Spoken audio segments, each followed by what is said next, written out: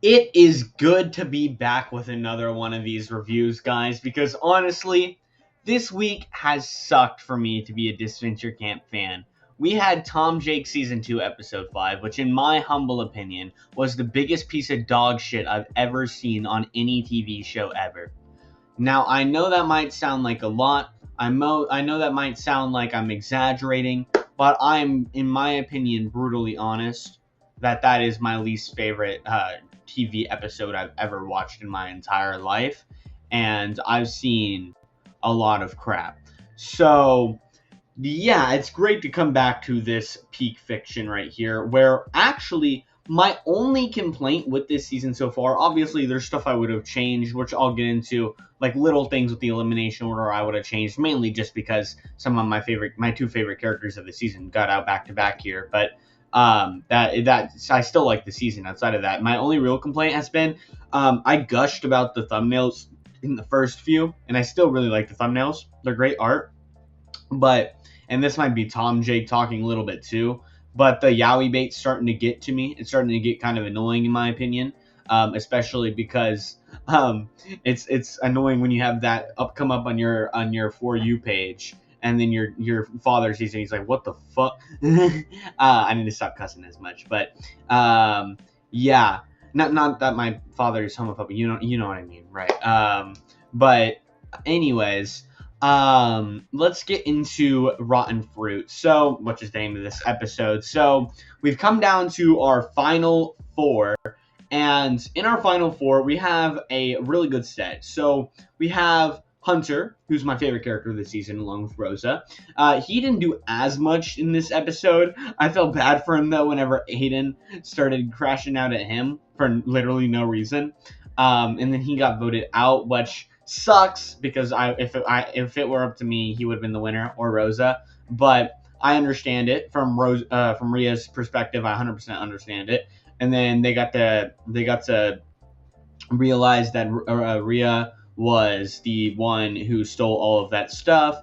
And just overall, Ria was goated this episode. See, I had completely forgotten how this episode played out. So I'd completely forgotten that Ria gets James canceled and loses Aiden, which was great TV. And actually, this was my highest episode on James so far. I've felt that James has been a little bit mid throughout the season comparatively to the other characters. And Aiden as well he's been really good, but just not as good as the others. But I feel like they were both really, really good in this episode, and I can't wait to see them now that they're actually more relevant to the story in our final three. I can't wait to see them in these last two episodes. But that is the one thing I was talking about with the thumbnails, is the fact that Aiden. Here, let me open Odd Nation real quick on my other tab and just read this out to you, because it's kind of absurd to me. So if I go to playlist and I go to Disventure Camp Season 2, so Episode 1 has Aiden and James on it. Episode 3 has Aiden and James on it. Episode 6 has Aiden and James on it. Episode 7 has James on it. Episode 8 has Aiden and James on it. Episode 9 has Aiden on it. Episode 10 has James on it. Episode 11 has James and Aiden on it. Episode 12 has Aiden on it. And Episode 13 has James and Aiden on it.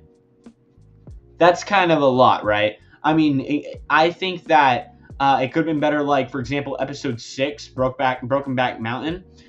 Instead of having them cuddling, which is like one scene that really isn't that effective, it's just part of the romance story.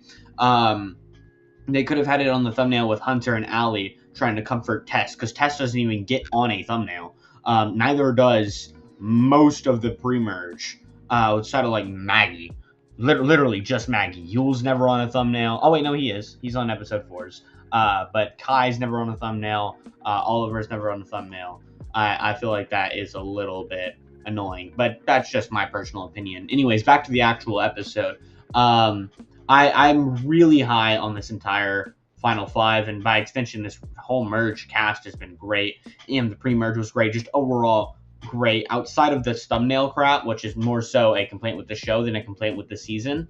I think that this has been a 10 out of 10 season, in my opinion. It is way better than season 1, and it's honestly starting to get to the point where it might be on the level of 3 and 4. I really love it, and I cannot wait to see Aiden, Lake, Rhea, nope, Aiden, Lake, Rosa, and Allie back. But another positive I had was the challenge, or I guess the mini challenges, which especially because we got to see more Nina, which is always nice. I love Nina. We also had one of my favorite scenes in the show, which I already started talking about, which was when Rhea completely destroys Aiden and James's relationship while they're sitting waiting for the challenge to start, and then Aiden crashes out at everybody, and it's one of Rhea's biggest villain moments, one of my favorite moments from Rhea ever. And have I mentioned I like Rhea? I'm so happy she won season 3 instead of freaking Jake, or even Allie. But yeah, just another peak episode. She got to use the idol. We started off the episode with Crystal completing her arc, or at least pretty much completing her arc. She woke up from fainting at the end of the last episode. We got to see the Marcus Nina health thing again, which was nice. The intro. I'm just skipping through to see if I missed anything.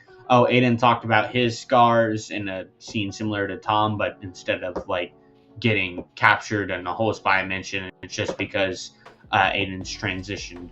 I think. I'm pretty sure. I would assume so. Because it's on. Yeah, I would assume so. Then yeah, James pushed Aiden off. That was pretty funny. Oh yeah, I really liked the visual joke. Well, I guess it wasn't just a visual joke, but freaking Rhea getting hit by the watermelon. The humor was on point this episode as well. Just overall, I have been such a big fan of this season, and it's really just great to see that we're gonna have this Friday, which I didn't know it was on Friday, but it's cool. We're gonna have this on Friday.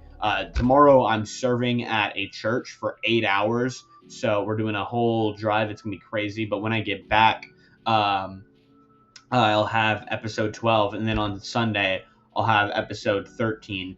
And it's just great to see all this positive stuff, and great to know that if we ever see Tom Jake season 3, it won't be for like a year. So yeah, because after what happened between that and then, if y'all saw the other video I made talking about all of that, I started getting really deep into that conversation. So it's great to be positive with this amazing show with a questionable company behind it. I wonder if these English voice actors got paid. Anyways, that's pretty much all I have to say for this one. And I cannot wait to catch y'all pretty late tomorrow, but tomorrow for the next episode of Disventure Camp Season 2. So until then, see